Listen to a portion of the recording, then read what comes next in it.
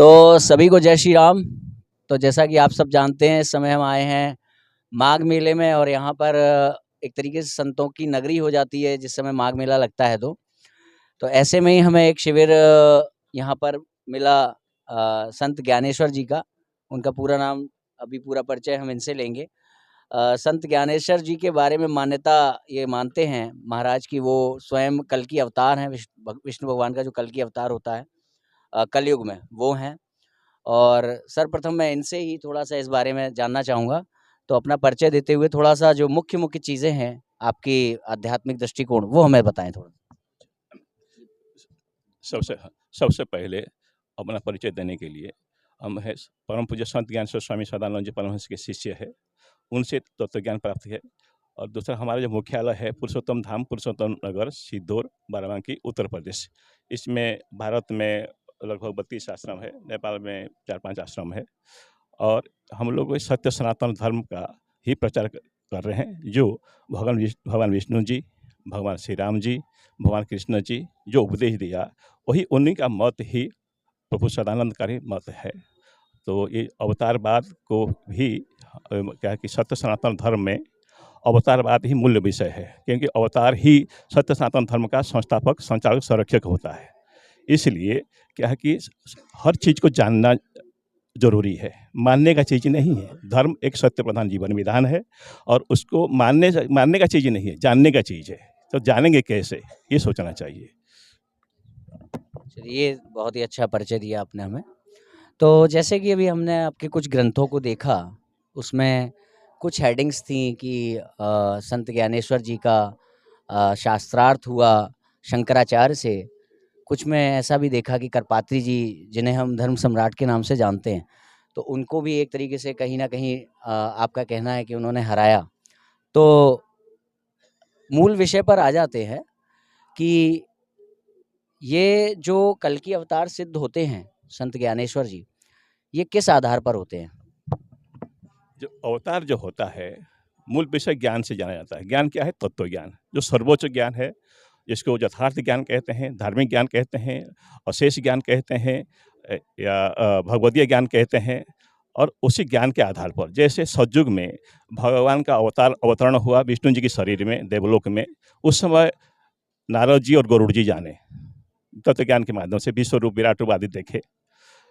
फिर त्रेता युग में मैं पूछ रहा हूँ, वो तो काफ़ी लंबा हो जाएगा इंटरव्यू। मेरा पूछना ये है कि हम सदानंद जी को भगवान का अवतार क्यों मानते हैं? तो ये प्रमाण क्या हमारे शास्त्रों में है? ऐसा कुछ वही पूछ रहा था। हाँ, शास्त्रों ग्रंथों में इसका प्रमाण है, प्रमाण देने के हम तैयार है। और दूसरी बात यह है कि तत्वज्ञान के माध्यम से जिस वो वो विषय थोड़ा बदल रहा है। बस आप इतना बता दीजिए कि फलाने पुराण में है या ऐसे कुछ, इतना भी बता देंगे वो चलेगा। हाँ जी, ठीक। गरुड़ पुराण का 16 अध्याय में आपको मिलेगा, भगवान विष्णु जी गरुड़ को उपदेश दे रहे हैं। और भगवान श्री राम जी अध्यात्म रामायण में श्री राम गीता जो लक्ष्मण को उपदेश दिए हैं, और हनुमान जी को जो उपदेश दिए हैं श्री राम हृदय है। और गीता में, श्रीमद् भगवद गीता में अर्जुन को उपदेश दिए हैं। भागवत महापुराण में उद्धव जी को उपदेश दिए हैं। और वही उपदेश, वही मत ही प्रभु सदानंद का मत है। नहीं, मत तो है, पूछ ही रहा हूँ। जैसे किसी श्लोक में लिखा है कि जिससे सिद्ध हो जाए कि जो सदानंद जी हैं वो ही कल की अवतार हैं 2006 के, ऐसा कुछ है? हाँ, ऐसा कुछ है कि आदि शंकराचार्य का जो ग्रंथ है विवेक चूड़ामणि में और उनके अनेक ग्रंथों में आदि शंकराचार्य जी का जो ग्रंथ है भगवान सदानंद जी का, उसमें उनमें सब वर्णन है। तो इसमें तो इतना श्लोक तो हमको याद नहीं है श्लोक। मतलब आदि शंकराचार्य जी के ग्रंथों के अनुसार हम ये मानते हैं, आप ये मानते हैं कि सदानंद जी जो हैं वो कल की भगवान के अवतार हैं। तो अब अभी तक की कन्वर्सेशन से मेरे को ये समझ में आया है कि जो भी आपका वो वैचारिक मत हो, मगर आप वेद को मानते हैं, प्रमाण, पुराण को आप प्रमाण मानते हैं। और कहीं ना कहीं शंकराचार्य जी का जो आदि शंकराचार्य जी ने जो लिखा है उसको भी आप प्रमाण मानते हैं। तो अब बात ये आती है कि जो आज से 2 करोड़ साल पहले लगभग पुराण आए, और पुराण मतलब वेद आए, वेदादि शास्त्र आए, और आदि शंकराचार्य जी की जो ग्रंथावली हमें प्राप्त है वो 2500 साल पुरानी है। तो ये ग्रंथावली वहां से लेके आपके हाथ में कैसे आई? तो बात ऐसा है, परमिता परमेश्वर भगवान की दया कृपा से इसमें जो सदग्रंथ रहस्य है, इस रहस्य में जो इसको जानना होगा और जानना समझना होगा। सदग्रंथ का जो प्रमाण है, उस भगवान वाले जो श्लोक है, चौपाई है, जहाँ भी जिस ग्रंथ में है।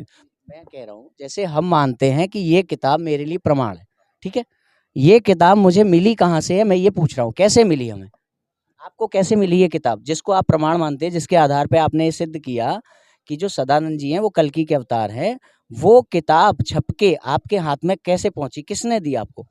सदग्रंथीय जो सदग्रंथ पहले एक रिकॉर्ड होता है, पहले रचित हुआ है, जब व्यास जी के साथ व्यास जी रचना किए।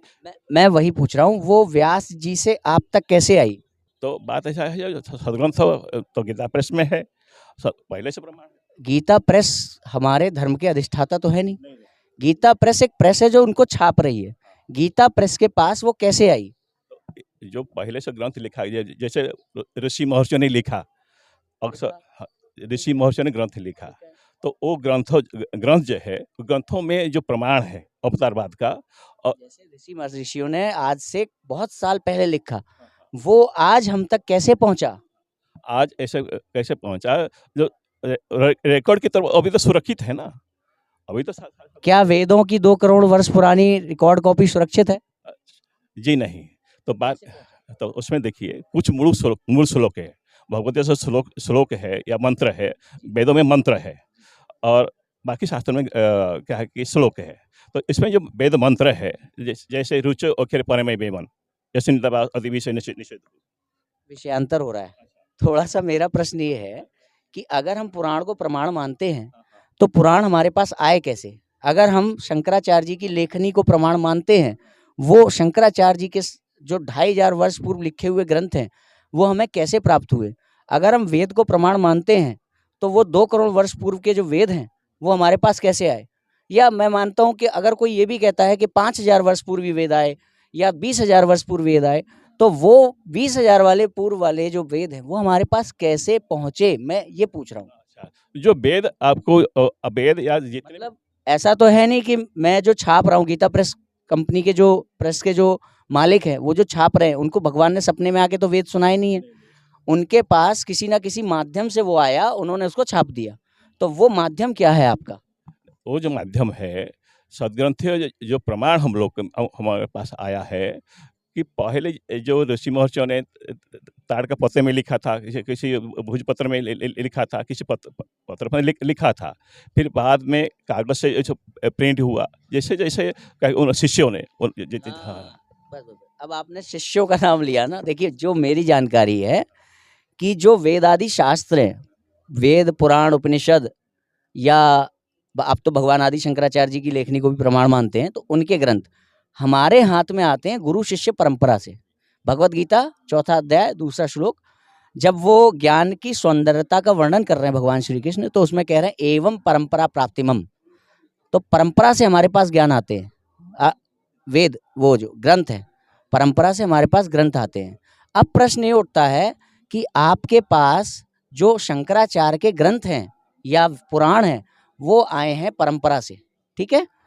तो परंपरा से जब हमारे पास वेद आ रहे हैं, क्या उसका अर्थ भी आपके पास परंपरा से आया है?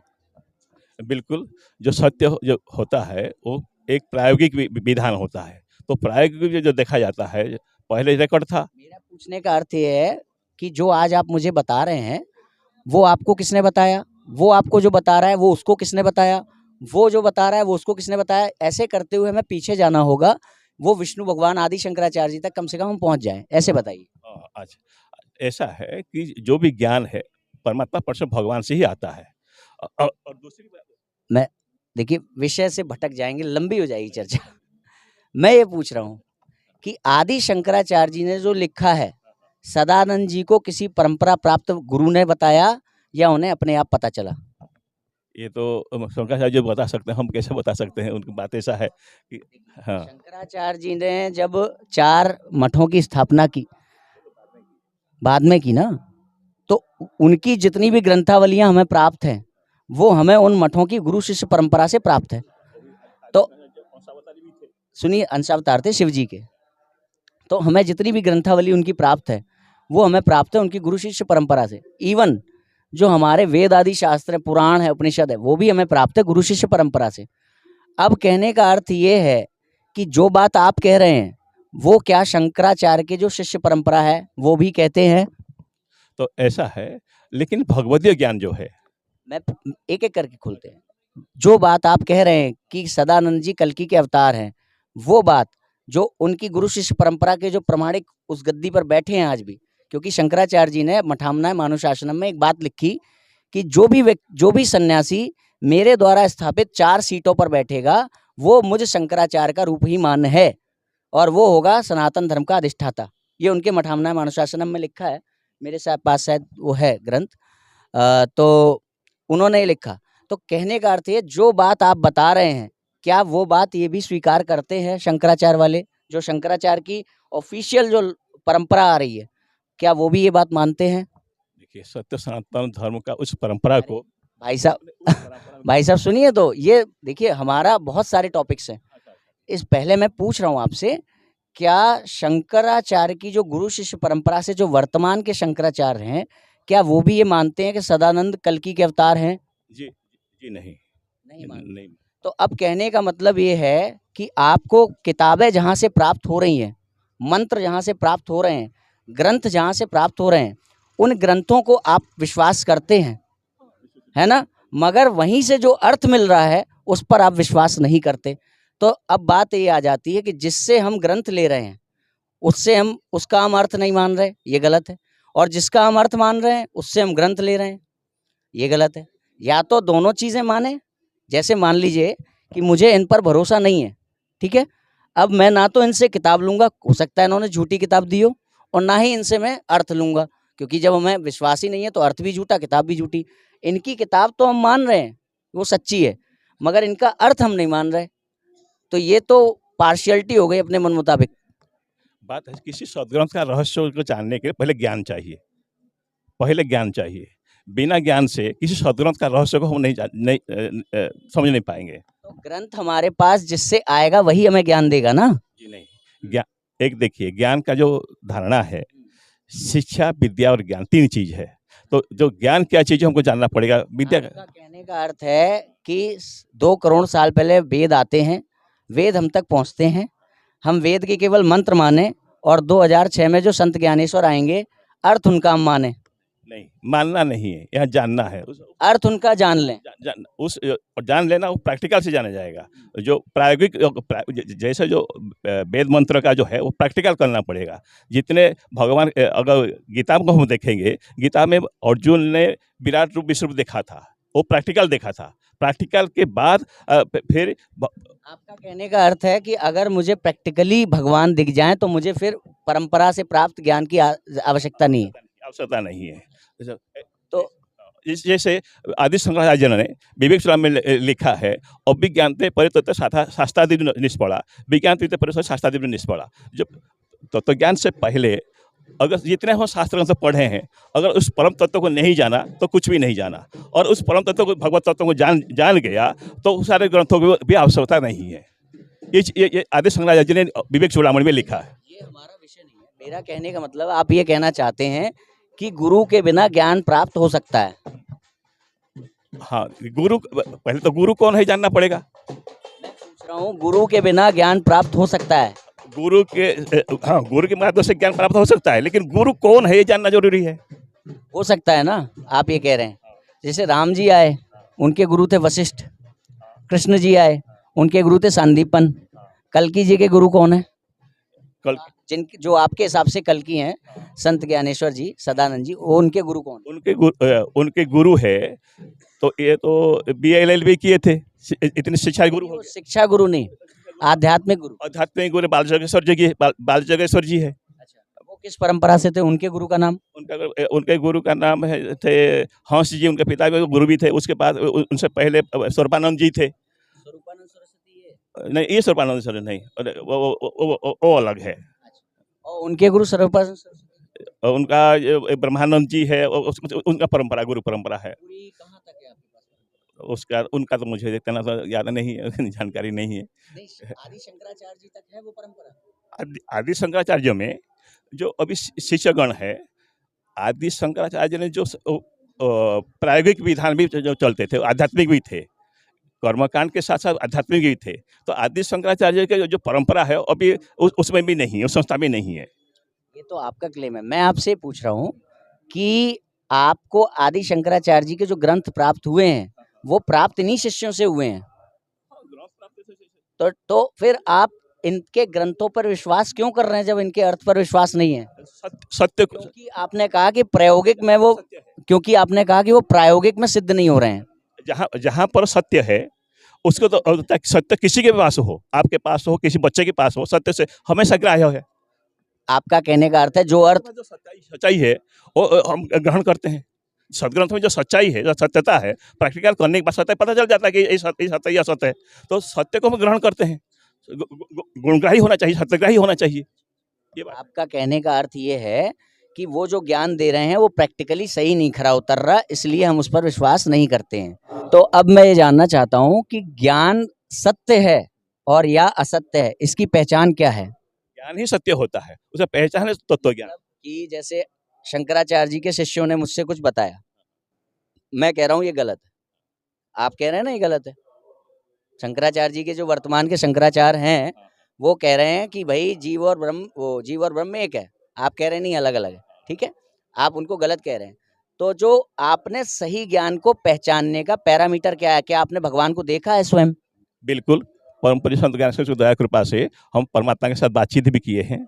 जैसे भगवान विष्णु जी, भगवान श्री राम जी, भगवान कृष्ण जी जो जिस भगवान को दिखाए थे, विश्व रूप विराट रूप दिखाए थे, विराट पुरुष से भी जो बातचीत हुआ है, तो हम बातचीत किए थे। और सारे ग्रंथ संत ज्ञानेश्वर जी का तो प्रैक्टिकल है, शिक्षा से लेकर के तत्व ज्ञान तक। शिक्षा, स्वाध्याय, अध्यात्म और ज्ञान, 4 चीज होता है जानने का जो विधान है। क्योंकि 4 जगत है, स्थूल जगत, सूक्ष्म जगत, दिव्य जगत, शाश्वत जगत। इस 4 जगत को देखने के लिए 4 विधान है, शिक्षा, स्वाध्याय, अध्यात्म और ज्ञान। और 4 आँख भी है। ये जो हम आँख देख रहे हैं ये प्राकृत नेत्र है, ये चमड़ा आँख है।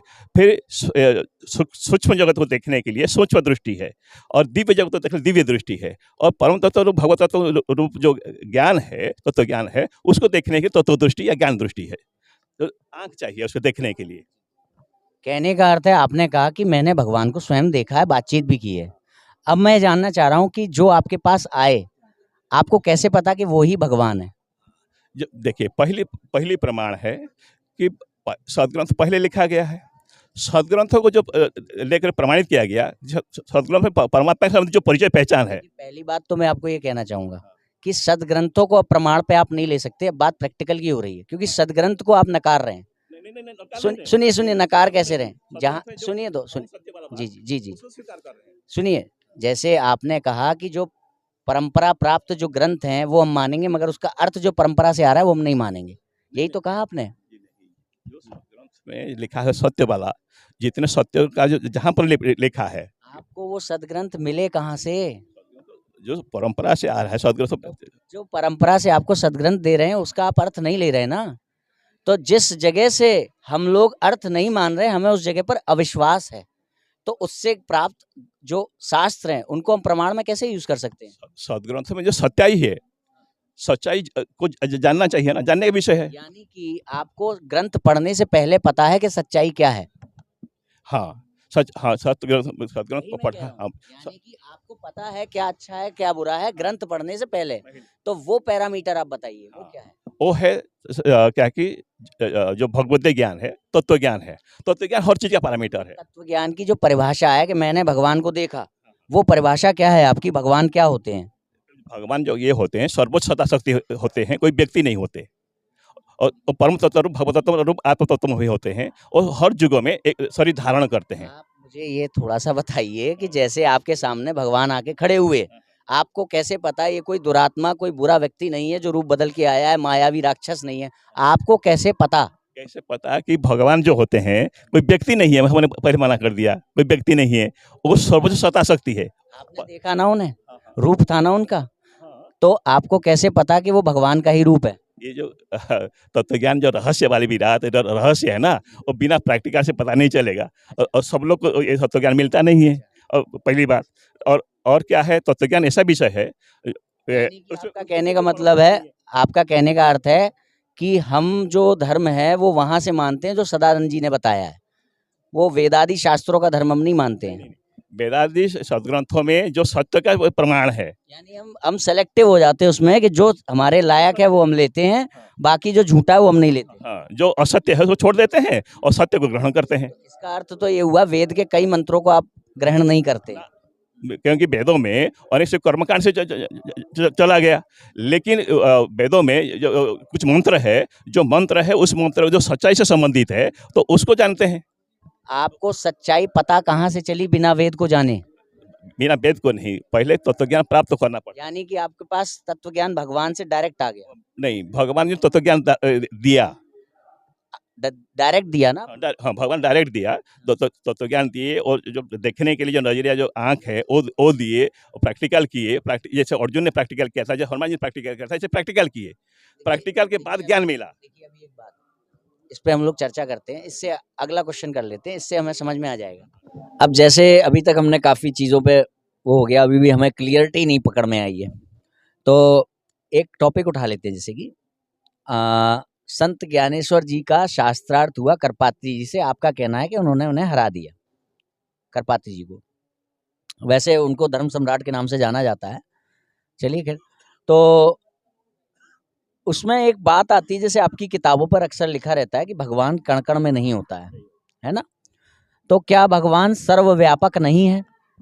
हाँ, भगवान सर्वव्यापक है, लेकिन उसमें समझना होगा। जैसे सर्वम आवृत्त तिष्ठति, भगवान का एक अंश में सारा सृष्टि है।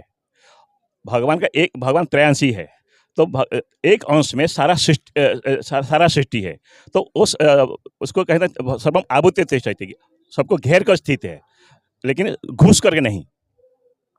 मैं दोबारा आपसे और क्लियर करके पूछता हूँ, जैसे कि एक बात आती है, क्या संत ज्ञानेश्वर जी के द्वारा प्रतिपादित होने वाला ईश्वर सर्वशक्तिमान सिद्ध हो सकता है?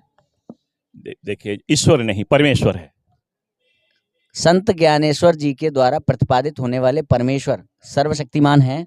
तो हाँ, जो परमेश्वर सर्वशक्तिमान है, उन्होंने जीव को दिखाया। पहले जो दर्शन कराया हम लोग को, हम 2 मिनट बता देते हैं। संसार का मिथ्यात्व दर्शन कराया, पहली बात। फिर इस संसार क्या है, परिवार क्या है, वो दिखाया।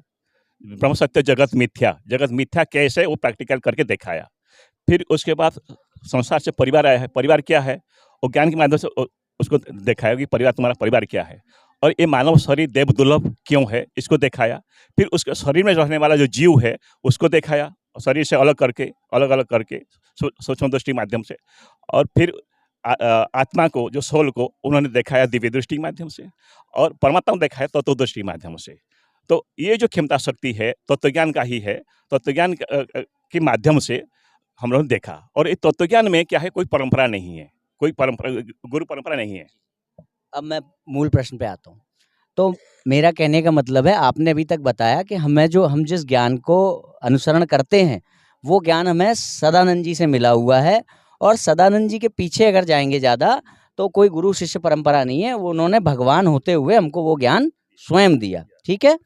अब बात ये आती है कि आप ये भी मान रहे हैं, क्या ईश्वर सर्वशक्तिमान है?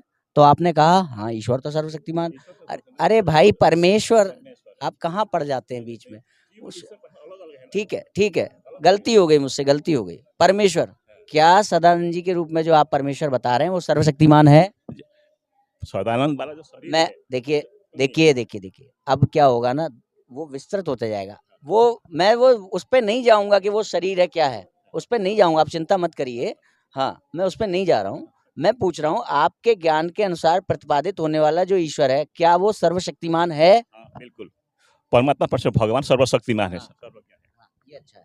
अब मुझे बताइए, क्या उसके ऊपर कोई भी नियम लागू हो सकता है? जी नहीं, उनके पास कोई नियम नहीं है। अब मुझे बताइए, क्या वो झूठ बोल सकते हैं? देखिए, बात ऐसा है, जैसा स्थिति परिस्थिति होता है कि मैं पूछ रहा हूँ, झूठ बोल सकते हैं? वो परम सत्य है और उनसे दोनों संचालित है। अभी आपने कहा कोई नियम लागू नहीं होता, अब मैं पूछ रहा हूँ, क्या वो झूठ बोल सकते हैं? जैसे स्थिति परिस्थिति होता है बोल सकते हैं। बोल सकते हैं। तो- धर्म रक्षा के लिए धर्म के सत्य सनातन धर्म स्थापना के लिए ऐसा स्थिति परिस्थिति होता है, झूठ भी बोल सकते हैं। हाँ, तो आपको कैसे पता उन्होंने जो ज्ञान आपको दिया वो झूठ नहीं है? तो जो प्रैक्टिकल देखे, जो पहले सदग्रंथों में जो तत्वज्ञान भगवान विष्णु जी ने दिया था, सदग्रंथों को आप नहीं मान रहे हैं, सदग्रंथ को मान रहे भाई, नहीं मान रहे हैं। अभी बता रहा हूँ, वो आपका कहना और कथनी और करनी मैच नहीं हो रहा है। देखिए आप सुनिए, बता रहा हूँ मैं।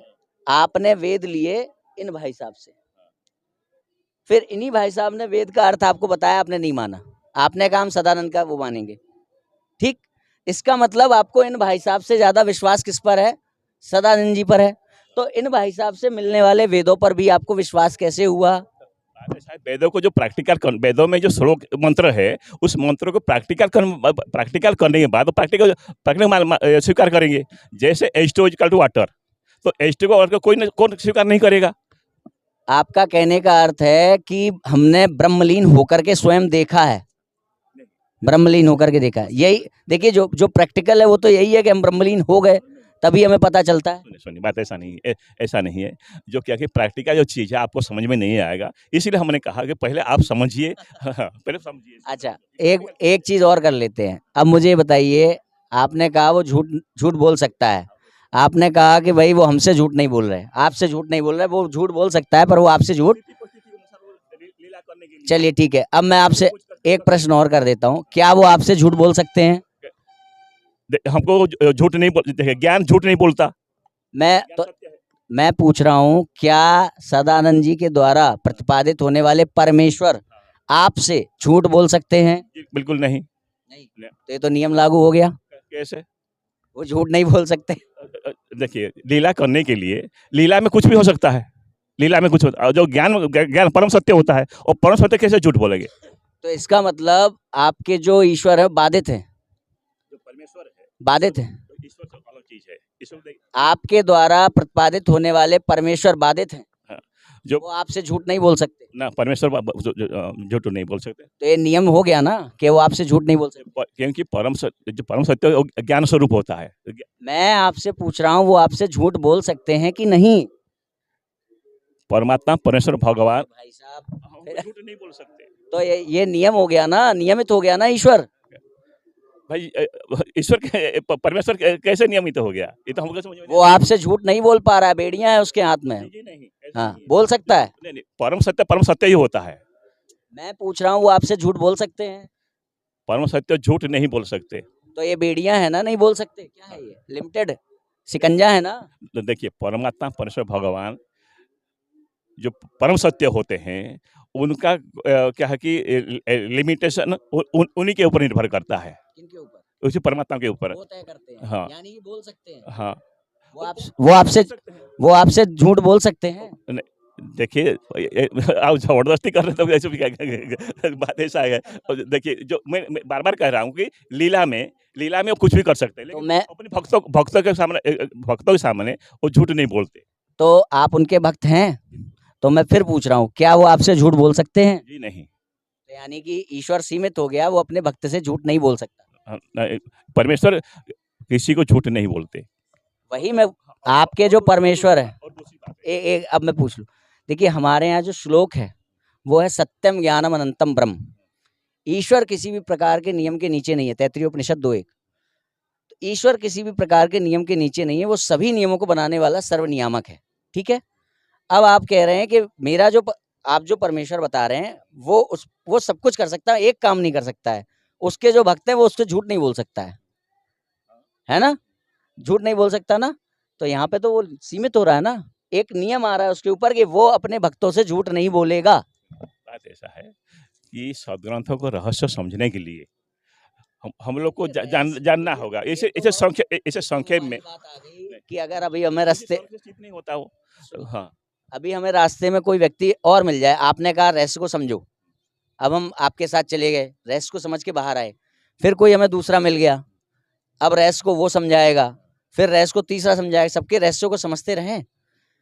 अब बात ये आती है, सुनिए तो, अब बात ये आती है कि भगवत गीता 4:2, 3:16 कहता है परंपरा से प्राप्त होने वाला ज्ञान ही आपके लिए वो है। और तेरे लिए कर्तव्य और अकर्तव्य एकमात्र शास्त्र ही प्रमाणिक है। भगवान भी स्वयं आकर के कहेंगे शास्त्र को मत मानो, मुझे मानो, उतने अंश में हम भगवान को नहीं मानते। जैसे कि बुद्ध, भगवान का बुद्ध अवतार आया, उसने वेदों का आंशिक रूप से वो भले ही धर्म की स्थापना के लिए किया, मगर वेदों का विरोध किया। हम वेदों को, हम बुद्ध की उस शिक्षा को नहीं मानते हैं, तभी हम सनातनी हैं। मान लेते तो हम ना कहलाते सनातनी। तो सनातन वो है, अथर्ववेद में दिया गया है, जो किसी भी देश काल परिस्थिति में ना बदले, उसका नाम सनातन है। तो अगर हम भगवान के बुद्ध अवतार पर विश्वास कर लें और बदल जाए, वेदों को छोड़ दें, तो हम सनातनी नहीं कहलाएंगे। तो कहने का अर्थ ये है कि भगवान आकर के हमसे अगर कुछ कह रहे हैं कि ये मत मानो, वो मानो। आपने कहा सदानंद जी भगवान है, थोड़ी देर के लिए मान लेते हैं कि वो भगवान है, मगर परमेश्वर है, परमेश्वर है। जी जी जी। मानना जो शब्द है, अरे भाई जान लेते हैं, आप कहाँ दूसरी ओर मोड़ देते हैं। हम जान लेते हैं, ठीक है, हम जान लेते हैं। हाँ जी जी। मैं और देखिए, मैं और नियमों की बात करूंगा। अब आपने एक तो नियम लागू कर दिया भगवान पे कि वो अपने भक्त से झूठ नहीं बोल सकता, यही है ना, वो आपसे झूठ नहीं बोल सकता, वो सीमित है। हमारी मान्यता ये है वो कर तो सब कुछ सकते हैं, मगर अगर वो झूठ बोलेंगे अर्थात वेदों के विरोध में बोलेंगे, उतने अंश को हम भगवान नहीं मानेंगे। जैसे कि हनुमान जी ब्रह्मचारी हैं, ठीक है, अब हनुमान जी के ही रूप में भगवान आए और स्त्री गमन करें, हम कहेंगे ये बैरूपिया है, हनुमान जी नहीं है, ये है सनातन। अगर वो शास्त्रों के विरुद्ध जाएंगे, जैसे राम जी वो पत्नी व्रता हैं, एक मिनट, जैसे राम जी पत्नी व्रता हैं, अब वो आए राम के रूप में, अब दोबारा भगवान आए, अब वो एक पत्नी की बजाय 4-4 पत्नी से विवाह कर रहे हैं, तो हम उस व्यक्ति, उस भगवान के उस रूप को कहेंगे ये राम नहीं है, क्योंकि राम तो वही है जो शास्त्रों के अनुसार चले। एक पत्नी कहा है तो वो ये एक पत्नी वाला वही राम है, ठीक है। इसका अर्थ ये है कि आपके जो भगवान है, जो भगवान नहीं, सॉरी, परमेश्वर नहीं, आप फिर पकड़ लोगे, जो परमेश्वर है, संत ज्ञानेश्वर जी के आधार पर प्रतिपादित होने वाले जो ईश्वर है, आप कह रहे हैं कि वो आपसे झूठ नहीं बोल सकते, तो ये तो एक नियम हो गया ना। देखिए सुनिए, बात ऐसा है कि परमात्मा परमेश्वर जो होते हैं, वो परमात्मा परमेश्वर किसी नियम, वो सारे नियम सिद्धांत वो मनुष्य के लिए बनाते हैं, सारी सृष्टि के लिए बनाते हैं नियम सिद्धांत। लेकिन वो जो परमात्मा परमेश्वर भगवान को समझने के लिए इतना सहजता से हम नहीं समझ पाएंगे, इसलिए उसका आपको समझना होगा, ये संसार क्या है, परिवार क्या है, शरीर क्या है, जीव क्या है। आपसे ही क्यों समझें? फिर आपसे ही क्यों समझें? आप जान लीजिए पहले।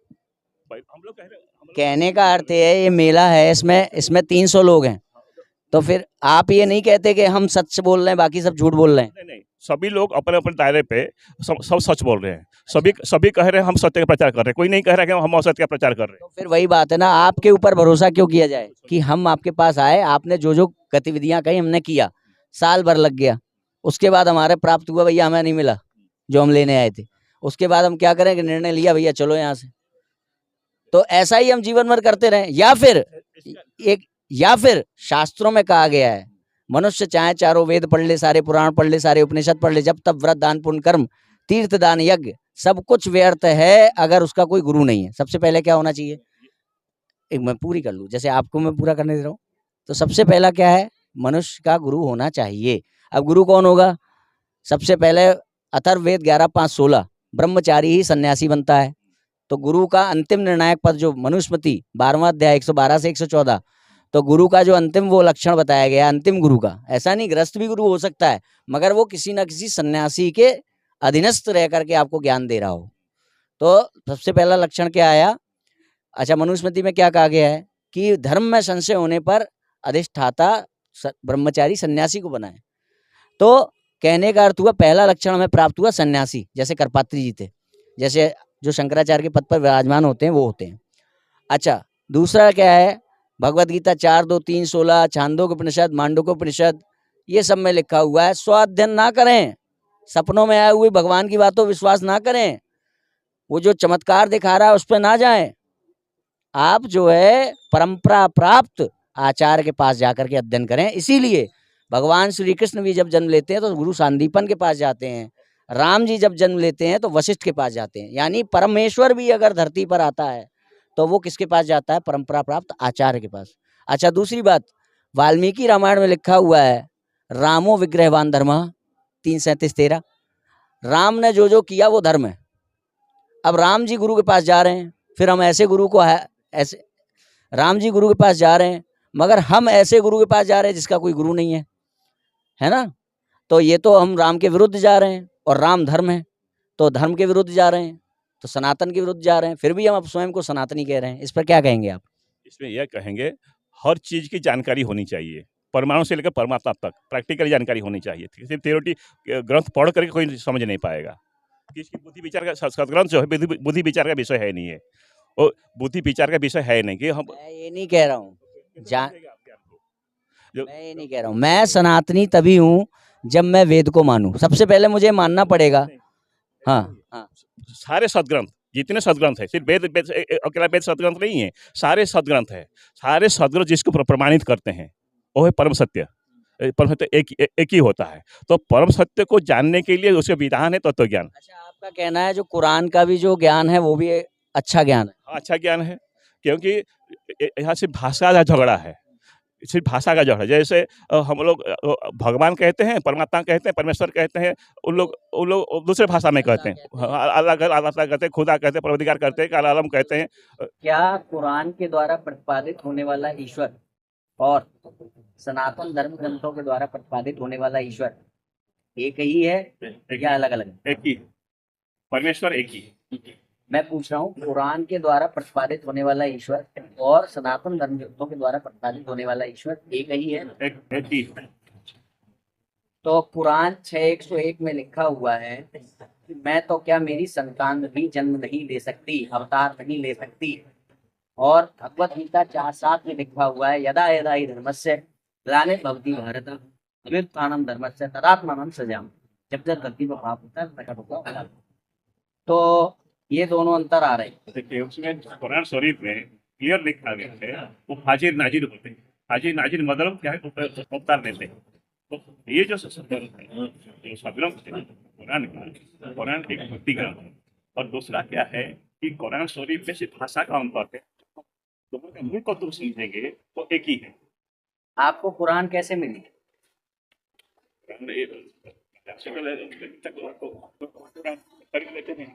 बाजार तक कैसे आई? यानी कि जिससे किताब आ रही है आप उसके अर्थ को नहीं मान रहे। वो कह रहे हैं हमारा जो अल्लाह है वो अवतार नहीं ले सकता। नहीं, कुरान शरीफ में जो लिखा हुआ बात है, जो लिखी आपने इल्म है। आपने उर्दू कहाँ से सीखी? मैंने उर्दू नहीं सीखा, मतलब मुझे हिंदी बोलना नहीं हो पा रहा, तो इसका अर्थ ये है कि जो उर्दू बना रहा है, सिखा रहा है, जो ग्रंथों को लिख रहा है उसका अर्थ बता रहा है, आप ना तो उसका अर्थ मानेंगे ना उसकी उर्दू मानेंगे, आप अपना अर्थ निकाल लेंगे उसी के ग्रंथों से। जी नहीं, अपना अर्थ नहीं निकालेंगे, अर्थ सर्वग्राह्य होना, जो सत्य होता है सर्वग्राह्य होता है। क्या अल्लाह की कहीं पर मूर्ति बनाई है कुरान वालों ने? नहीं, उन्होंने मूर्ति नहीं बनाया, मूर्ति नहीं बनाया, लेकिन मूर्ति पूजा उसमें भी है। उसमें साफ 6:101 में लिखा है मेरी संतान नहीं हो सकती। क्या हमारा भगवान ऐसा है सनातन का जिसकी संतान नहीं हो सकती? देखिए, एक चौथाई लेकर निकाले ऐसे नहीं समझ में आएगा, तो सच्चाई तो जानना पड़ेगा। ऐसे अपने से संबंधित कोई उठा लिए तो कहाँ से समझ में आएगा? इसीलिए तो मैं पूछ रहा हूँ। अच्छा चलिए इसको छोड़ दीजिए। रामायण में राम जी कह रहे हैं रामो दुर्नाभि भाषिते, राम दो प्रकार की बातें नहीं करता। जिसको माँ कह दिया वो माँ, बहन कह दिया वो बहन, बेटी कह दिया वो बेटी, उसके साथ वैसा ही व्यवहार होगा। ठीक है, ये बात आप मानते हैं कि नहीं मानते? सही है गलत है? रघुकुल रीत सदा चली आई, प्राण जाई पर वचन न जाई, इसको मानते हैं सही कि नहीं मानते? राम जी ने कहा ये तो स्वीकार करते हैं। अब 33:4 में पुराण का ईश्वर कह रहा है कि तुमने मुंह से अगर किसी को माँ बहन बेटी या कुछ भी बोल दिया है, वो तुम्हारी माँ बहन बेटी नहीं हो गई, तुम उससे मुकर सकते हो। ऐसा नहीं, सब अपना अपना, मैं आपको अभी दिखा देता हूं, अपना अपना अर्थ निकाल लिए। अर्थ नहीं, अरे फिर अपना अर्थ आप अपना अर्थ कैसे निकाल रहे हो? चलिए आप मुझे अर्थ बता दीजिए, मैं आपको पढ़ के दिखाऊं। अगर तुमने किसी को बहन बेटी या माँ बोल दिया है तो उससे मुकर सकते हो, ये सब तुम्हारी मुंह की बातें हैं। हमारे यहाँ पे कहा जा रहा है, राम कह रहे हैं राम दो प्रकार की बातें नहीं करता। तो क्या ये दोनों शिक्षाएं सही हैं? देखिए, किसी भी शब्द को जानने समझने पढ़ने के लिए आंख चाहिए। बिना आंख से समझेंगे समझ में भेदभाव आएगा। आपने पढ़ा है? इसका और आपने आंख से समझा पढ़ा है? तो बात ऐसा है, बिल्कुल जानकारी है। तो इस जानकारी के अनुसार इस ग्रंथ जो है सच्चाई जो जहाँ पर उस ऐसा के है सच्चाई को पकड़ने के सच्चाई देखिए, दुनिया में जहाँ कहीं भी जितनी भी जो अच्छाई है वो डिपेंड वैदिक वेदों से ही है। जी नहीं, सिर्फ वेद को सिर्फ वेद का मान रहे हैं। उसके बाद जितने भागवत है, गीता है, वो तो बाद में लिखा गया, उसी गांधी जी के तो उसको नहीं मान रहे। आपको नहीं पता है, वेदों से भी पहले ब्रह्मा जी ने पुराणों का स्मरण किया है। पुराण में श्लोक है, पुराण में श्लोक है, पुराण बाद में नहीं लिखे गए। हमारी जो सनातन ग्रंथावली है, बृहदारण्यक उपनिषद 2:4-10, ये सदैव से विद्यमान थी ईश्वर की सांस के रूप में। ईश्वर ने इसको लिखा ही नहीं कभी। अगर लिख देता तो इस पे ये आ जाता कि ये ईश्वर ने झूठ बोला है कि सच। ईश्वर ने इसको लिखा नहीं है। हम उन ग्रंथों को मानते हैं जिसको ईश्वर ने भी नहीं लिखा। वो ईश्वर की सांस के रूप में सदैव से विद्यमान थे। सुन लीजिए, वो ईश्वर की सांस के रूप में सदैव विद्यमान थे। सांस का अर्थ क्या होता है? मेरे सामने दो लोग हैं, एक आप हैं, एक ये, ठीक है। अब मुझे किसी एक को बुलाना है। यदि मैं चाहता हूं किसी को बुलाना, तो मैं चाहूं तो आपको बुलाऊं और मैं चाहूं तो इनको बुलाऊं। मगर कुछ कार्य हम ऐसे भी करते हैं जो हम बिना चाहत के करते हैं। ऐसा ही एक कार्य है सांस। जैसे बच्चा जन्म ले रहा है माता के गर्भ से, उसको कोई मतलब नहीं है मगर वो सांस ले रहा है। ऐसे ही भगवान की सांस के रूप में हमारे सनातन शास्त्र, भगवान ने रचा नहीं, क्योंकि भगवान अगर इनको रच देते तो फिर बात ये आती कि भगवान के ऊपर कोई नियम लागू नहीं होता है और भगवान झूठ भी बोल सकता है, फिर हम उस पर भरोसा नहीं कर सकते। तो इसलिए हमारा धर्म प्रतिपादित होता है वेदादि शास्त्रों से। मनुस्मृति 2:11 जो कहती है कि वेद विरोधी नास्तिक, जो वेदों का विरोध करेगा, एक मंत्र का भी विरोध कर देगा, वो नास्तिक है। और मनुस्मृति क्या है? जब बाली का वध करते हैं भगवान श्री राम, तो बाली उन पर मनुस्मृति के श्लोकों से प्रहार करता है कि तुमने मेरा वध गलत किया। राम जी उसे मनुस्मृति के श्लोकों का उदाहरण देके बताते, मैंने तुम्हारा वध सही किया। इसका अर्थ मनुस्मृति को कौन मानता है? राम। और रामो विग्रहवान धर्मा। अगर हम मनुस्मृति को नहीं मानते तो हम राम को नहीं मानते, हम राम को नहीं मानते तो हम धर्म को नहीं मानते। तो धर्मेण न पशु भी समाना। हमारे और परमात्मा के बीच की बात, तो बात ऐसा है कि उसमें विज्ञान में कोई परंपरा होता ही नहीं है, और दूसरा हम किसी को ज्ञान दे नहीं सकते, तो उसके बारे में बता सकते हैं। ये भगवतीय ज्ञान में कोई परंपरा है, जो आध्यात्मिक ज्ञान है, स्वाध्याय है, इसमें परंपरा है, गुरु परंपरा। और लेकिन भगवतीय ज्ञान में जो परमात्मा ज्ञान परमात्मा ही देगा।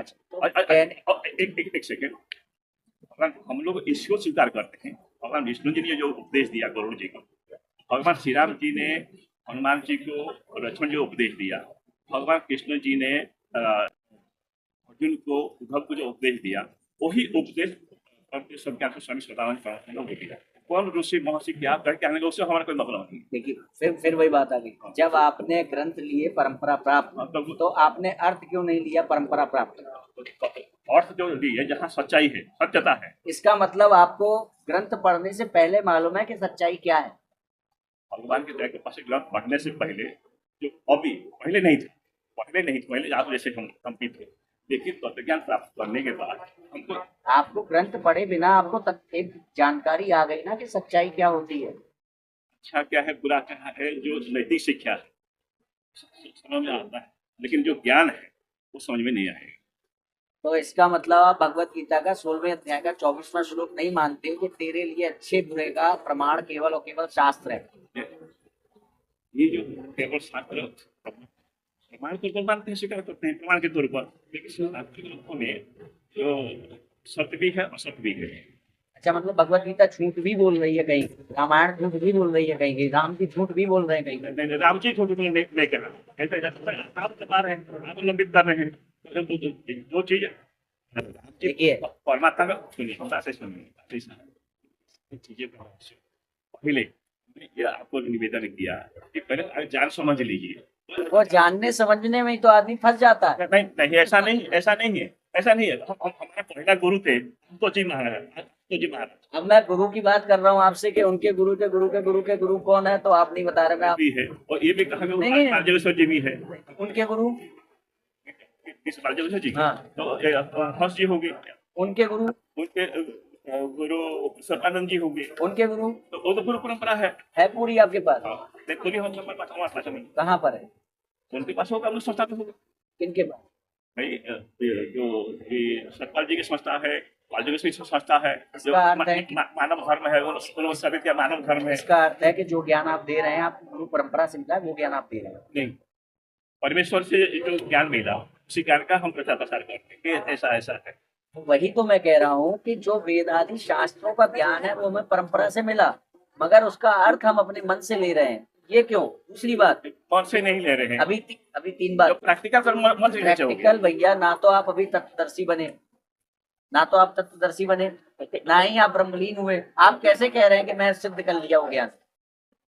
ये जो सारे चीजें, ये सारे चीजें है जो धार्मिक शब्द ऐसे उठा करके हम नहीं समझ सकते। अब देखिए, स्कंद पुराण का एक वचन उद्धृत कर रहा हूँ, गुरु वही जो आपका संशय दूर कर दे। अब मेरा संशय है कि भाई भगवान, आपने कहा सर्वशक्तिमान है, भगवान किसी भी नियम के नीचे नहीं आता है। एक भगवान किसी भी नियम के नीचे नहीं आता। फिर मैंने क्या भगवान आपको झूठ बोल सकते हैं? क्या परमेश्वर सदानंद जो आपके द्वारा ख्यापित होने वाले ईश्वर हैं, परमेश्वर हैं, क्या वो आपको झूठ बोल सकते हैं? आप बोल रहे हो नहीं बोल सकते, तो ये आपकी बातें आप ही काट रहे हो ना। नहीं, ऐसे हाँ, ऐसा नहीं है। तीन बातें हुई निचोड़ अभी तक का तीन बातें। एक कि हमने जो ग्रंथ लिए वो तो परंपरा से लिए, पर हमारा जो ज्ञान है, जो ग्रंथों का अर्थ है, वो परंपरा से नहीं है, वो हमारे अपनी आत्मानुभूति का है। आपने प्रैक्टिकल बताया ना, प्रैक्टिकल का है। ये शब्द है भाई। मैं अपनी देखिए, सुनिए, मैं तीन बातें बोल, तीन बातें।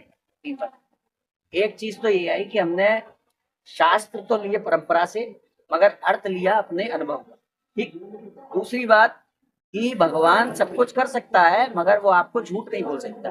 तीसरी बात, कुरान के द्वारा प्रतिपादित होने वाला ईश्वर और सनातन धर्म ग्रंथों के आधार पर प्रतिपादित होने वाला ईश्वर एक ही है। भले ही कुरान का ईश्वर कहता हो कि तुम अपनी बात को बदलो, और सनातन ईश्वर कहता हो मत बदलो। भले ही कुरान का ईश्वर कहता हो मैं अवतार नहीं ले सकता, और सनातन ईश्वर कहता हो कि जब जब धरती में पाप बढ़ेगा मैं अवतार लूंगा, तब भी आपका और उनका ईश्वर एक। तो ये तीन बातें अभी तक पकड़ में आई है। उन्होंने मैं हाजिर नाजिर होऊंगा, निकालूंगा, फिर उसे न्याय करूंगा। ये जो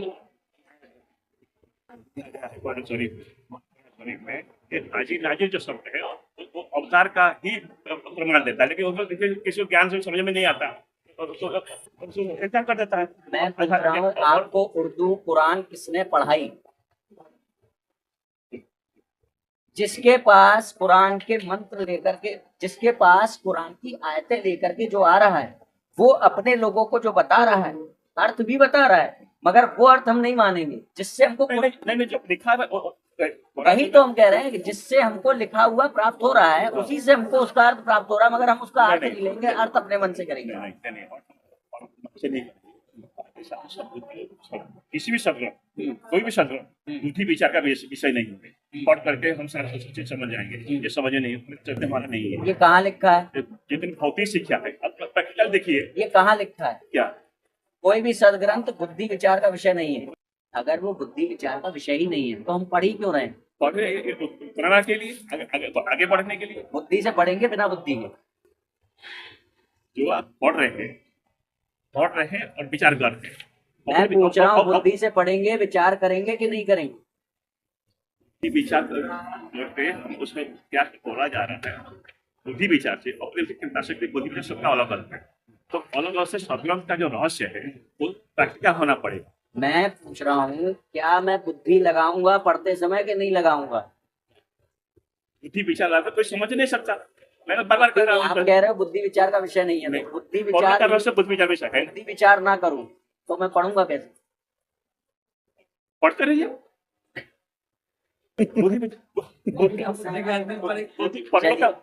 तो आपने कहा कि कहने का अर्थ ये है कि कुल मिलाकर के वेदादि शास्त्रों का जो ज्ञान है वो वेदादि शास्त्र आप तक जो पहुंचा रहे हैं उनको नहीं है, उनसे किताबें आपको चाहिए। वैसे आप तत्वदर्शी हैं, तत्वज्ञानी तत्वदर्शी हैं, तो ज्ञानी है। आप तत्वज्ञानी हैं, मगर मंत्र आपको रटे हुए हैं क्या वेदों के?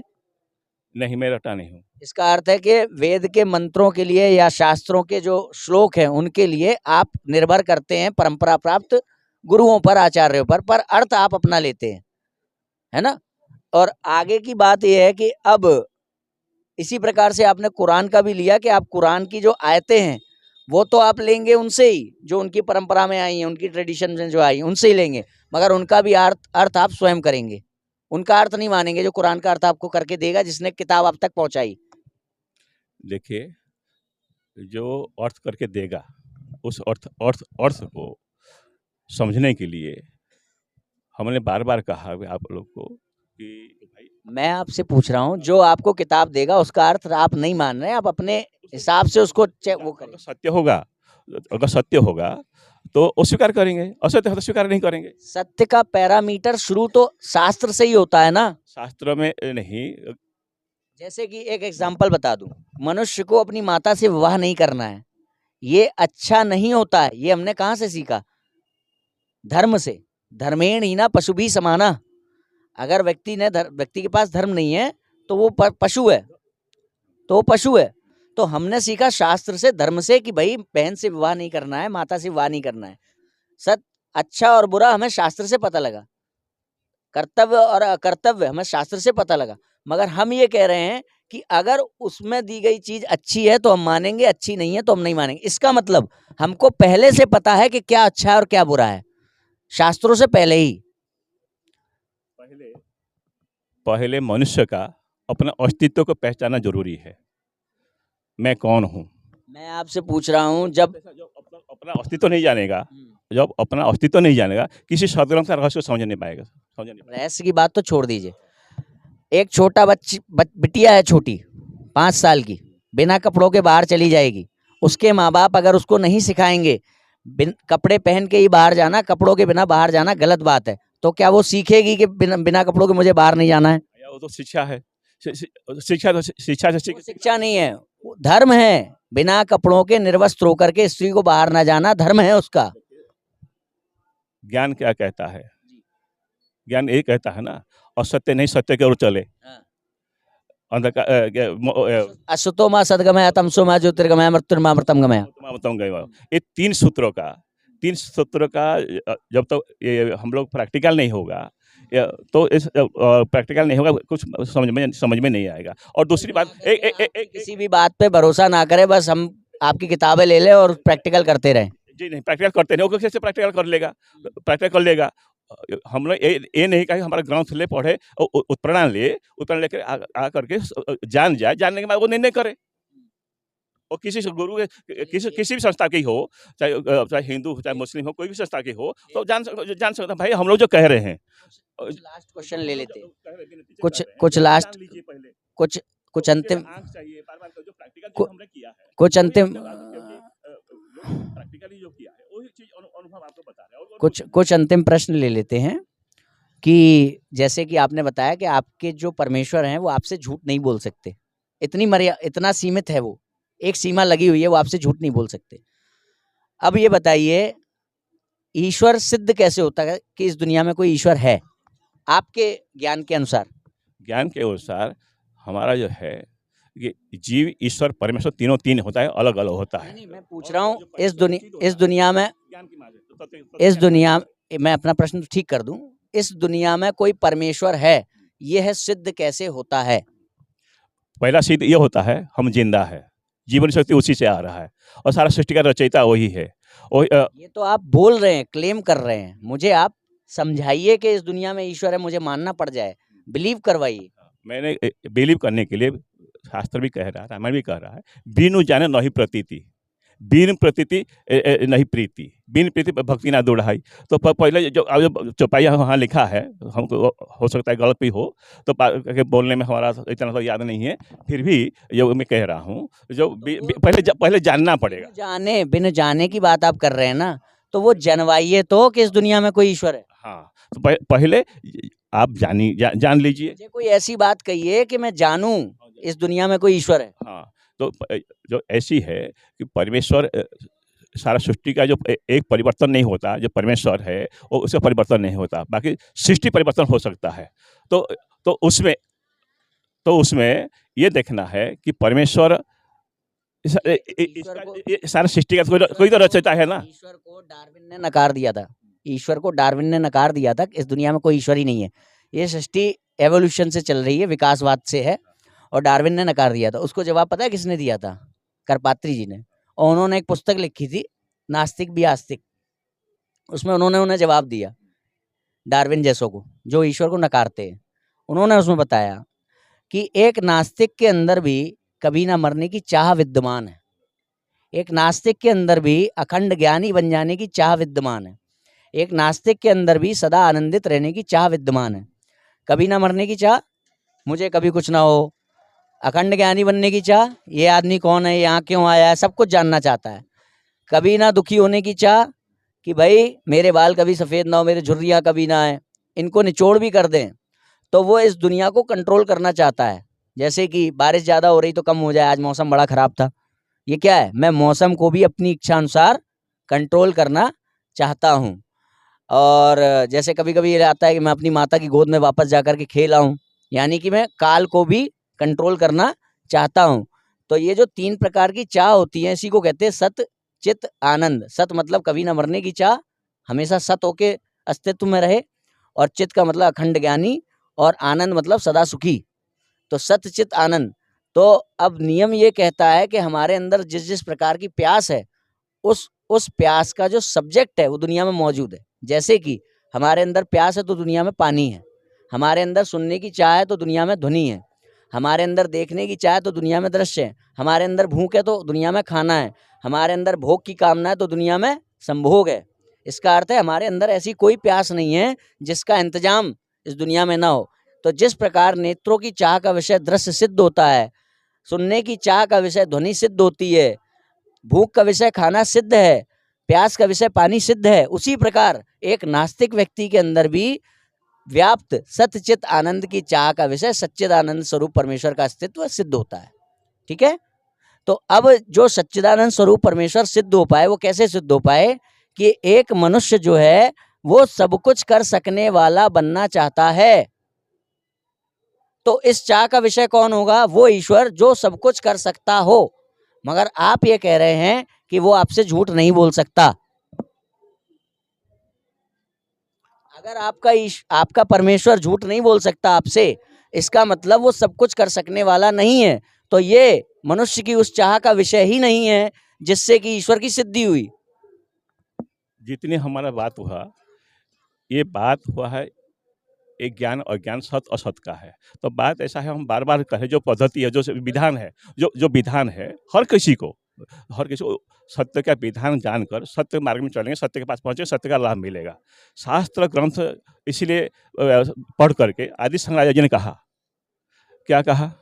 आदि शंकराचार्य जो विवेक चूड़ामणि में, आदि शंकराचार्य जी को आप कैसे जानते हैं?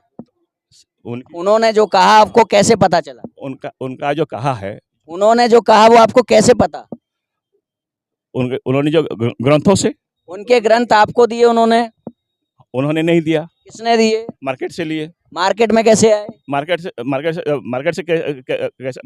से कैसे आए? कोई लिखा होगा, कोई संस्था दिया होगा, कोई लिखा होगा। क्या तरीका है भाई? जिसने शास्त्र लिखे उसने अपने शिष्य को दिए, शिष्य ने अपने शिष्य को दिए, शिष्य ने अपने शिष्य को दिए, तब गुरु शिष्य परंपरा से वो ज्ञान आप तक आया। तो आप उनके बारे में कोई भी बात तब बोलिए जब उनसे जाकर के उस ज्ञान को प्रमाणित करिए कि मैं जो इसका अर्थ समझ रहा हूँ सही है कि नहीं। जैसे कि 3 बेर खाती थी वो 3 बेर खाती है, बेर शब्द 2 बार आया, इन दोनों लाइन में कोई अंतर है क्या? शास्त्र ग्रंथ मैं पूछ रहा हूँ, 3 बेर खाती थी वो 3 बेर खाती है, इन दोनों लाइन में कोई अंतर है क्या? 3 बेर का, हाँ। 3 बेर का अर्थ, तीनों बेर का अर्थ तो हमको पता नहीं है। हाँ, अब सुनिए, 3 बेर खाती है में कवि जो है वो एक बार कह रहा है कि वो पहले 3 बार खाना खाती थी और आज वो कह रहा है कि वो उसकी हालत ऐसी है कि अब वो दिन भर में सिर्फ 3 बेर खाती है। ये अर्थ मुझे पता है कैसे मिला, जिसने उसको लिखा उसने अपने शिष्य को बताया, उसने अपने शिष्य को बताया, उसने अपने शिष्य को बताया, तब मुझे अर्थ मिला, अन्यथा मैं भटकता। तो इसीलिए स्कंद पुराण में कहा जाता है आप जो है जब तक परंपरा प्राप्त प्रमाणिक आचार्य की शरण में नहीं जाओगे तो आप भटक जाओगे, इसीलिए कहा जाता है। तो हाँ, इसलिए भगवान विष्णु जी की जो उपदेश है, भगवान श्री राम जी के उपदेश है, भगवान कृष्ण जी के उपदेश है, और वो उपदेश आपको कैसे प्राप्त हुए? भाई ग्रंथों से पता हुए ना। वो ग्रंथ वहां के आप तक कैसे आए? हमारे हमारे तो अभी तो आपने बताया। मैं दोबारा पूछ रहा हूँ ना, आप अब दूसरे ग्रंथों की बात कर रहे हैं, मैं दूसरे ग्रंथों के बारे में पूछ रहा हूँ। वो जो ग्रंथ हैं भगवान शिव और कृष्ण और राम के बारे में आप नाम ले रहे हैं, वो ग्रंथ आप तक कैसे आए? वो ग्रंथ हम लोगों ने क्या कि शिष्य प्रसाद गुरु व्यास जी ने लिखा था। व्यास जी लिखे हैं, तो व्यास जी लिखे हैं उनके सीधे गीता प्रश्न छाप दिया व्यास जी के लिखने के बाद? नहीं, मैं कब कहा मैंने? तो फिर क्या हुआ? मैंने कब कहा कि ये गीता से प्रश्न छाप दिया? तो हाँ, अब अंत का ले लेते भाई, काफी हो गया। तो अब ये बताइए, क्या जीव और ब्रह्म अलग है या एक है? जीव ब्रह्म परम ब्रह्म ये तीनों अलग अलग है। जीव और परम ब्रह्म अलग है या एक है? अलग है। तो आप ये बताइए, क्या हर कण में भगवान नहीं है? कण कण में शक्ति है। शक्ति भगवान नहीं है तो जीव नहीं है तो परमात्मा कैसे आ जाएगा? ठीक है, कण कण में शक्ति है, परमात्मा नहीं है, ठीक है। यानी कि शक्ति और परमात्मा दो अलग अलग चीजें हैं। परमात्मा से शक्ति और सत्ता दोनों संचालित है। शक्ति और सत्ता दोनों परमात्मा है। शक्ति भी परमात्मा ही है, यानी कि शक्ति के रूप में परमात्मा ही है। शक्ति और सत्ता दोनों परमात्मा है। मैं पूछ रहा हूँ मैं ये कह रहा हूँ शक्ति और सत्ता परमात्मा है। जो शक्ति कण कण में व्याप्त है वो भी भगवान वही परब्रह्म है? वो परम ब्रह्म नहीं है, परम ब्रह्म से है। वो परब्रह्म नहीं है ना, तो यानी शक्ति होता है जड़, जड़ और चेतन। चेतन होता है सत्ता, शक्ति होता है जड़। दोनों परमात्मा से संचालित है, दोनों सृष्टि उन्हीं से सृष्टि हुआ है। ये बताइए, क्या परमात्मा जीव बन सकता है? जी नहीं। तो नियम आ गया। नहीं, आप कह रहे नियम आ गया ना, वो आप अपने विचार से कह रहे नियम आ गया, तो आप जो कह रहे हम मान लूं। मैं कहाँ कह रहा हूँ, मैं तो ये कह रहा हूँ ईश्वर वो है जो कुछ भी कर सकता है, तो क्या वो जीव बन सकता है? जीव नहीं बन सकता है वो। तो ये नियम नहीं है। स्वयं परमात्मा उस शरीर में परमात्मा है। हम आप जो है इसमें हमारे शरीर में जीव है, उस एक विशेष शरीर में परमात्मा क्रियाशील है।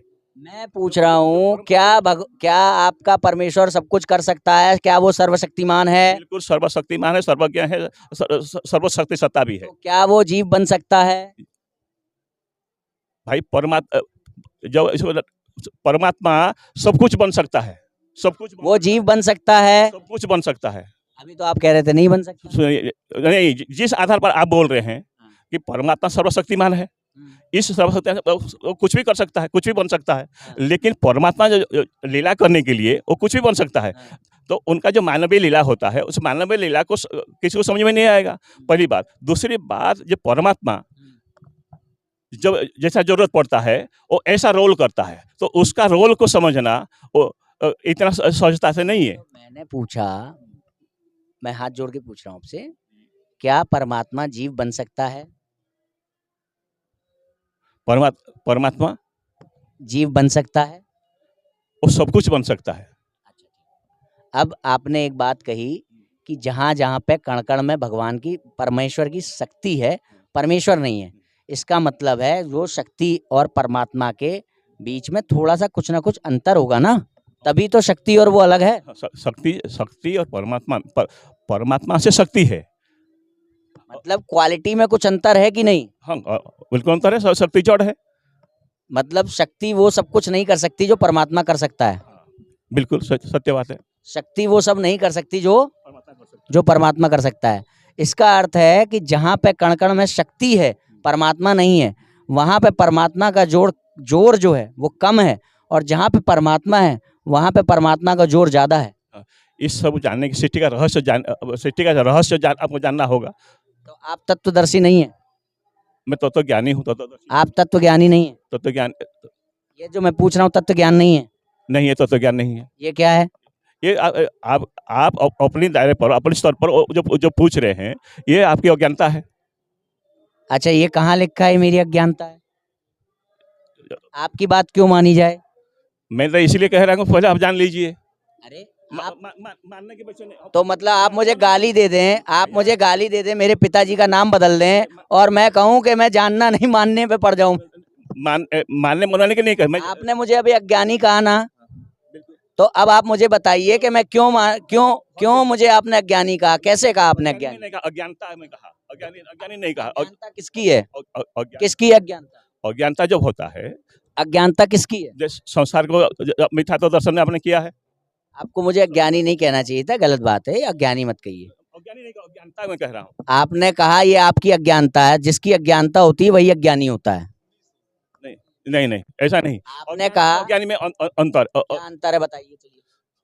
अज्ञानता और अज्ञानता में मुझे जानकारी नहीं है, ऐसे कोई जरूरी नहीं मैं परमात्मा को छोड़कर, परमात्मा सर्वज्ञ होता है, तो ऐसे मुझे जिस अंश में जानकारी नहीं है उस अंश में मैं अज्ञानी हुआ। जो जितना तक आप जानते हैं अपने स्तर में आप बता रहे हैं।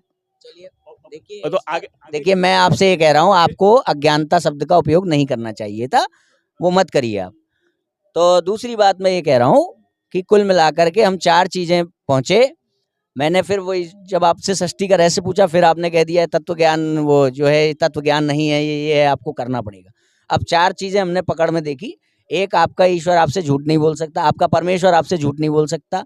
दूसरा, कुरान के द्वारा प्रतिपादित होने वाला जो ईश्वर है वो भले ही ये कह रहा हो कि तुम अपनी बात से मुकर जाओ, भले ही ये कह रहा हो भले ही वो कह रहा हो मैं जन्म नहीं ले सकता, मेरा अवतार नहीं ले सकता, फिर भी वो और सनातन धर्म ग्रंथों का जो ईश्वर है वो और कुरान का ईश्वर एक है।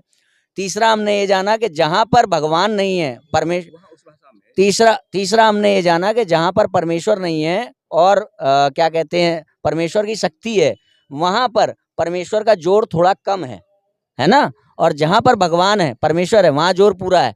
चौथा, हमने ये जाना कि जो जिन शास्त्रों के आधार पर हम ये प्रमाणित करते हैं कि भाई वो जो सदानंद जी हैं, ज्ञानेश्वर सदानंद जी महाराज, वो भगवान के अवतार हैं कल की, जिन ग्रंथों के आधार पर हमने ये सिद्ध किया, मानते हैं, उन ग्रंथों को हम परंपरा से प्राप्त करेंगे, मगर उसका जो अर्थ करेंगे वो अपने मन से करेंगे।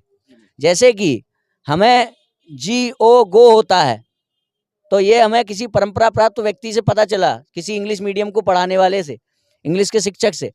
अब हम गो का जो अर्थ है वो अपने आप करने लगे। GO गो नहीं, फलाना होता है, DO डू नहीं, डो होता है, ये सब अपने मन से करने लगे। जिसने आपको पढ़ाया कि DO डू होता है, उससे हम नहीं मानेंगे, उसकी किताब ले आएंगे और D को हम C भी कर दें, T भी कर दें, P भी कर दें, कुछ भी कर दें। तो ये 4 चीजें अभी तक हमने समझी। नहीं, ऐसा होने नहीं कहा, ऐसा हमने नहीं कहा, जो आप कह रहे हैं, जो आप कह रहे हो ऐसा हमने नहीं कहा ऐसा। चलिए कोई बात नहीं, आपसे बात करके हमें आनंद आया, आपसे बात हुई, चर्चा हुई, आपने अपना समय दिया, तो सभी आप लोग भी देखिए इस चर्चा का कैसा आपको क्या समझ में आता है। ये जो तथाकथित कल की अवतार हैं या नहीं है, ये आप लोग खुद निर्णय करिए कि क्या ये सनातन धर्म है जो कह रहा है, जो लोग ये कह रहे हैं कि कुरान के द्वारा प्रतिपादित होने वाला ईश्वर और सनातन ईश्वर एक है, क्या ये सनातन धर्म है? क्या जो ये कह रहे हैं कि हम वेद के उन कई मंत्रों को छोड़ देते हैं, जो ये कह रहे हैं, क्या वो सनातन का प्रचार प्रसार कर रहे हैं? क्या जो लोग ये कह रहे हैं कि जो परंपरा प्राप्त हमारे ग्रंथ हैं उनको तो मानेंगे, मगर उनका अर्थ हम अपने मन का करेंगे, अपने मन में जो सपने में आएगा प्रैक्टिकल करेंगे, उससे करेंगे, तो क्या ये सनातन धर्म है? तो ये सारा, और क्या जो ये कह रहे हैं कि हमारा भगवान सर्वशक्तिमान है मगर फिर भी वो फलाने फलाने कार्य नहीं कर सकता है, ऐसे कई कार्य हैं जो वो नहीं कर सकता है। आप ही बोलते जा रहे हो, हम क्या कहेंगे? नहीं, आपने कहा ना वो आपसे झूठ नहीं बोल सकता। ऐसा नहीं है, आपसे झूठ बोल सकता है? आप ही बताते जा रहे हो। मैं आप नहीं, मैं आपसे पूछ रहा हूँ, वो आपसे झूठ बोल सकता है क्या? भैया सुनिए, जो मैं असली चीज बताया, पहले इसको जानिए, मानिए मत। मैं पूछ रहा हूँ वो आपसे झूठ बोल सकता है क्या? जानना चाहता हूँ। तो बार बार वही प्रश्न आप पूछ रहे हो। आप कह रहे हो ना मैं गलत बोल रहा हूँ, तो मैं दोबारा जानना चाहता हूँ, मानना नहीं। क्या आपका ईश्वर, आपका परमेश्वर आपसे झूठ बोल सकता है? परमात्मा परमेश्वर भगवान सीधी बात करेंगे ही नहीं, यही तो गोलमोल होता है। सीधी बात मैं पूछ रहा हूँ, क्या आपके परमेश्वर आपसे झूठ बोल सकते हैं? परमात्मा परमेश्वर भगवान, आपने 10 बार कहा नहीं बोल सकते, इसमें रिकॉर्ड है। हाँ भगवान मैंने कहा लीला करने के लिए कुछ भी कर सकते। आपसे झूठ बोल सकते हैं कि नहीं? मुझे कोई झूठ नहीं बोला, प्रैक्टिकली हमको दिखाया। मैं पूछ रहा हूँ आपसे झूठ आपको झूठ दिखा समझा सकते हैं कि नहीं? झूठ हमको देखा है। आपके मन में गलत धारणाएं भर सकते हैं कि नहीं? नहीं, गलत धारणा नहीं बन सकते। तो वही मैं कह रहा हूँ, वही कह रहा था, गलत धारणा नहीं भर सकते ना। तो कुल मिलाकर के जहाँ से ये ग्रंथ लेंगे वहां से अर्थ नहीं लेंगे, सनातन अर्थ नहीं लेंगे, अपना अर्थ देंगे, क्योंकि किसी भी देश काल परिस्थिति में जन्म लेने वाला उसने जहां से वो ग्रंथ मिल रहा है उसने वहां से अर्थ लिया है। अरे तो भाई गुरु शिष्य, वही तो मैं कह रहा हूँ, तो आप उसके ग्रंथ को मत मानिए ना।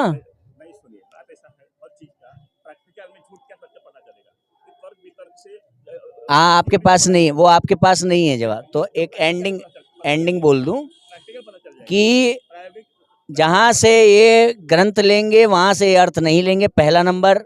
दूसरा नंबर, इनका जो परमेश्वर है वो सब कुछ कर सकने वाला नहीं है, कुछ कार्य ऐसे हैं जो वो नहीं कर सकता। तीसरा नंबर, कुरान के द्वारा, ब्राह्मिक ग्रंथ के द्वारा, ब्राह्मिक किताबों के द्वारा प्रतिपादित होने वाला जो ईश्वर है, और जो संत ज्ञानेश्वर सदानंद जी के द्वारा प्रतिपादित होने वाला जो ईश्वर है, परमेश्वर है, वो एक है। जबकि वो कह रहा है कि मैं अवतार नहीं ले सकता, और ये कह रहे हैं, हमारे धर्म ग्रंथ, सनातन धर्म ग्रंथ कह रहे हैं कि अवतार ले सकते हैं भगवान। जबकि वो कह रहा है कि तुम अपनी बातों से बदल सकते हो, और जबकि यहाँ कहा जा रहा है कि रकुल री सदा चली आई, प्राण जाई पर वचन न जाई। और चौथी बात कि जहाँ जहाँ पर कण कण में भगवान नहीं है, उसकी शक्ति है, वहाँ पर भगवान का जोर थोड़ा कम है, क्योंकि शक्ति और भगवान में अंतर है। तो ये कुछ 4-5 चीज़ें हैं, बाकी आप निर्णय करिए क्या सत्य है क्या झूठ है। सभी को जय श्री राम।